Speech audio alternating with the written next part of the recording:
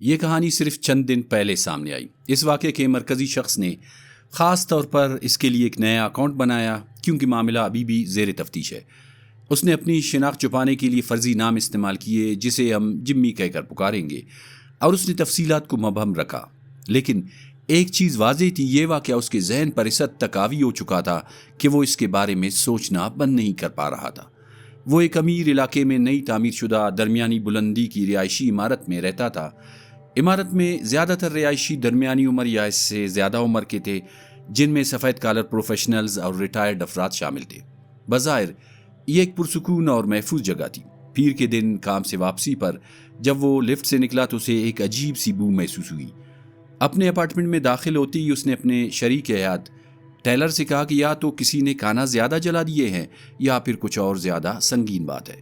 اگلے دن جب ٹیلر واپس آیا تو اس نے بھی تصدیق کی کہ راہداری کی بو غیر معمولی ہے۔ دونوں کو اندازہ نہیں تھا کہ مردہ جسم کی بو کیسی ہوتی ہے، اور یہ خیال بھی بہت غیر متوقع لگ رہا تھا۔ اس لیے وہ اپنی روزمرہ زندگی میں مصروف رہے۔ پورا ہفتہ سرد اور بارش والا رہا۔ بو کبھی آتی کبھی ختم ہو جاتی، لیکن انہوں نے انتظامیہ سے شکایت کرنا مناسب نہیں سمجھا کیونکہ وہ اسے ایک عام مسئلہ سمجھ کر نظر انداز کرتے رہے۔ پھر ہفتہ آیا، دن دھوپ والا اور گرم تھا۔ ٹیلر گھر کے کچھ معمولی کام کر رہا تھا اور بار بار اپارٹمنٹ اور نیچے والے سین کے درمیان آ جا رہا تھا۔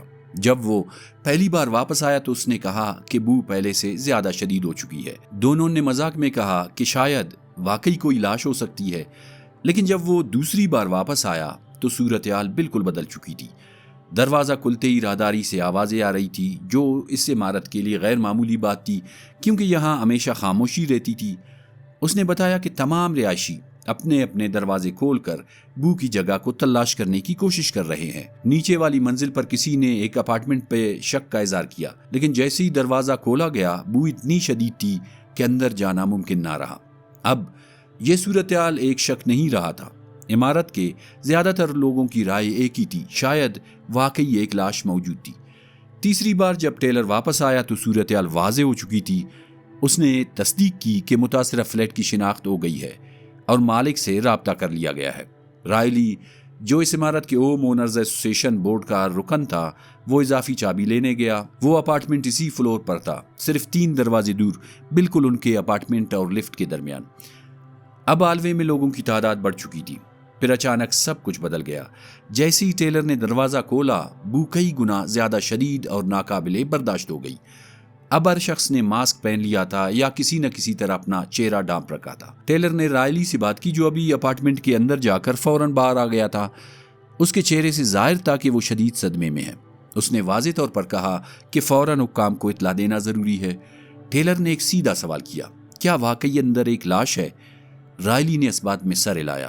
اب شک ختم ہو چکا تھا۔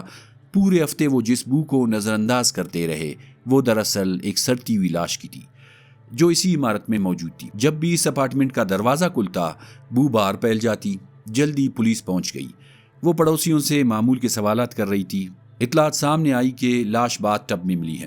کرائم سین یونٹ کو بلایا گیا۔ مرحوم کی گاڑی کی بھی تلاشی لی گئی۔ بو اس حد تک شدید تھی کہ جمی بمشکل اپنے فلیٹ سے باہر نکلا اور فوراً واپس جا کر ذہنی جھٹکے محسوس کرنے لگا۔ آخرکار وہ دونوں عمارت چھوڑ کر باہر نکل گئے اور دن کا باقی حصہ کہیں اور گزارنے کا فیصلہ کیا۔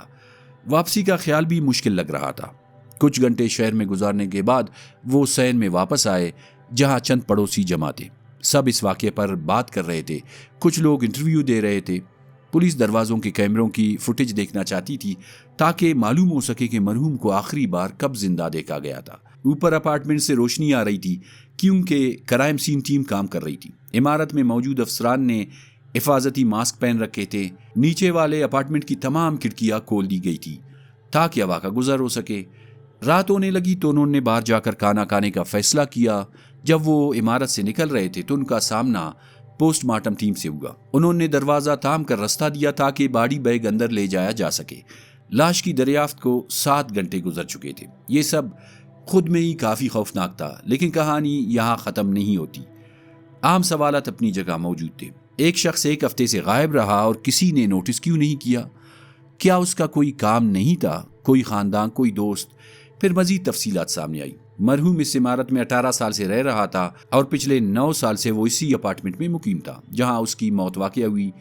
کوری جو مرحوم کے ساتھ والی دیوار شیئر کرتا تھا اس کے بارے میں کچھ محدود معلومات رکھتا تھا۔ دونوں کے درمیان صرف رسمی تعلق تھا، یہاں تک کہ وہ اس کا آخری نام بھی نہیں جانتا تھا۔ اس کے مطابق مرحوم ایک ریٹائرڈ فوجی تھا۔ اس کے اپارٹمنٹ میں تقریباً کوئی فرنیچر نہیں تھا، صرف ایک کرسی مرکزی کمرے میں رکھی ہوئی تھی، نہ کوئی میز نہ کوئی سامان۔ رائلی نے اس بات کی تصدیق کی۔ اس نے ایک اور عجیب تفصیل بھی بتائی۔ فریج پر ایک ہاتھ سے لکھا ہوا نوٹ چپکا ہوا تھا جس میں لکھا تھا ہنگامی صورت میں United States department of veterans affairs کو کال کرے، یعنی VA کو۔ اگلے دن ایک رہائشی نے مرحوم کا پس منظر کنگالا اور معلومات دوسروں کے ساتھ شیئر کی۔ اندازہ تھا کہ اس کی عمر 50 کے قریب تھی۔ یہ وہ عمر نہیں تھی جسے عام طور پر قدرتی موت سے جوڑا جائے۔ وہ اس عمارت میں تقریباً 18 سال سے رہ رہا تھا اور اس سے پہلے 1990 کی رہائش سے مختلف ریاستوں میں منتقل ہوتا رہا تھا، لیکن اصل مسئلہ کچھ اور تھا۔ اس کے تمام معلوم روابط دور دراز ریاستوں میں تھے۔ مقامی سطح پر اس کا کوئی قریبی تعلق نہیں ملا۔ اس کا لنکڈ ان پروفائل موجود تھا مگر بہت مختصر۔ اس میں ایک ملازمت درج تھی جو غالباً پرانی معلومات تھی، کیونکہ پڑوسیوں کے مطابق وہ مکمل طور پر ریٹائرڈ تھا۔ فوجی پس منظر کا ذکر تھا مگر کوئی سرگرمی نہیں، کوئی رابطہ نہیں، کوئی واضح نیٹ ورک نہیں۔ سوال سیدھا تھا، پچھلے 18 سال اس نے کیسے گزارے؟ کوئی سوشل میڈیا موجود نہیں تھا، آخر کیوں؟ کوئی واضح دوست یا خاندان بھی نہیں تھا۔ پولیس بھی زیادہ معلومات فراہم نہیں کر رہی تھی اور وہی بنیادی سوالات بار بار پوچھے جا رہے تھے۔ اسی دوران عمارت میں تعمیراتی کام بھی جاری تھا، اس وجہ سے 24 گھنٹے ایک فائر مارشل ڈیوٹی پر موجود تھا جو وقتاً فوقتاً تمام فلورز کا معائنہ کرتا تھا۔ عام حالات میں اتنی نگرانی کے باوجود کسی غیر معمولی واقعہ کا چھپ جانا مشکل ہوتا ہے، لیکن یہاں ایسا ہی ہوا۔ کسی نے کچھ نہیں دیکھا، کسی نے بروقت کچھ محسوس بھی نہیں کیا۔ پھر اتوار کے دن صورتحال نے ایک نیا رخ لیا۔ مرکزی دروازے سے لفٹ تک اور وہاں سے ان کے فلور تک خون کا واضح نشان نظر آیا۔ یہ ایک مکمل ٹریل تھا۔ یہ اس لاش سے تعلق نہیں رکھ سکتا تھا جسے ایک دن پہلے نکالا جا چکا تھا۔ اس سے بھی زیادہ پریشان کن بات یہ تھی کہ داخلی دروازے کے قریب موجود فائر مارشل نے کسی بھی ایسے شخص کو نوٹس نہیں کیا جو خون بہاتے ہوئے عمارت میں داخل ہوا ہو۔ یہاں سے معاملہ صرف پراسرار نہیں رہا، یہ خطرناک ہو چکا تھا۔ اس کا ہمسایہ ایمل نے بورڈ سے شکایت کی مگر جواب غیر واضح تھا۔ انہیں خود سمجھ نہیں آ رہا تھا کہ کیا کرنا چاہیے۔ انہوں نے صرف یہ کہا کہ صفائی عملہ پیر کو آئے گا، لیکن کچھ لوگ انتظار نہیں کر سکتے تھے۔ ایمل اور کوری نے خود ہی اپنے فلور کی لابی کو صاف کیا۔ وہ خون کو اپنے ہاتھوں سے صاف کر رہے تھے اور اسی لمحے ایک نیا سوال پیدا ہوا۔ اگر لاش جا چکی تھی تو پھر یہ خون کس کا تھا؟ پولیس اگلے دن دوبارہ آئی۔ اس بار انہوں نے مزید انٹرویوز کیے اور مرحوم کے بارے میں معلومات حاصل کرنے کے لیے VA سے رابطہ کیا تاکہ قریبی رشتہ دار اور طبعی تاریخ معلوم کی جا سکے، لیکن جواب غیر متوقع تھا۔ VA کے پاس اس شخص کا کوئی ریکارڈ موجود نہیں تھا۔ یہ وہی شخص تھا جس کے فریج پر واضح طور پر لکھا تھا ہنگامی صورت میں VA کو کال کرے۔ اسی رات پیر کے دن ایک اور خون کا نشان سامنے آیا، اس بار لفٹ سے لے کر اوپر والے فلور کی لابی تک۔ یہ اب ایک بار کا واقعہ نہیں رہا تھا، یہ تسلسل اختیار کر چکا تھا۔ عمارت کے بورڈ کے صدر نے فوری طور پر سب کو ای میل بھیجی۔ ہدایت دی گئی کہ اگر کوئی ذمہ دار ہے تو خود صفائی کرے ورنہ سیکورٹی فوٹیج نکالی جائے گی۔ ویسے بھی مشکوک موت کی وجہ سے کیمرہ ریکارڈنگ پہلے ہی دیکھی جا رہی تھی۔ رہائشی دباؤ میں تھے، کوئی نہیں چاہتا تھا کہ ایک نامعلوم شخص جو ممکنہ طور پر زخمی ہے عمارت میں آزادانہ گھوم رہا ہو۔ ایمل اور کوری نے ایک سادہ وضاحت تلاش کرنے کی کوشش کی کہ شاید یہ کسی کتے کا خون ہو، شاید مالک لاپرواہ ہو، لیکن ایک مسئلہ تھا، یہ نشان روزانہ ایک سے زیادہ بار کیوں ظاہر نہیں ہوتے تھے؟ یونٹ اب بھی ایک فعال کرائم سین تھا۔ تفتیش کار ابھی تک موت کا وقت اور وجہ طے نہیں کر سکے تھے۔ مرحوم کے کسی قریبی رشتہ دار سے رابطہ نہیں ہو سکا تھا۔ کوریڈور میں سب کچھ خالی اور ادھورا لگ رہا تھا۔ سوالات بڑھتے جا رہے تھے۔ یہ شخص کون تھا؟ ظاہر ہوتا تھا کہ وہ ایک اکیلا آدمی تھا جس کے کوئی قریبی تعلقات نہیں تھے۔ وہ خاموشی سے اپنی زندگی گزار رہا تھا۔ شاید اچانک دل کا دورہ پڑا اور کسی نے اس کی غیر موجودگی پر توجہ نہیں دی۔ یہ ممکن تھا، لیکن کچھ چیزیں اس وضاحت سے میل نہیں کھاتی۔ اگر وہ سابق فوجی تھا تو VA کے پاس اس کا ریکارڈ کیوں نہیں تھا؟ اگر وہ اتنے سال یہاں رہا تو اس کی زندگی کا کوئی نشان کیوں نہیں ملا؟ اور سب سے اہم سوال، خون کے نشانات کہاں سے آ رہے تھے؟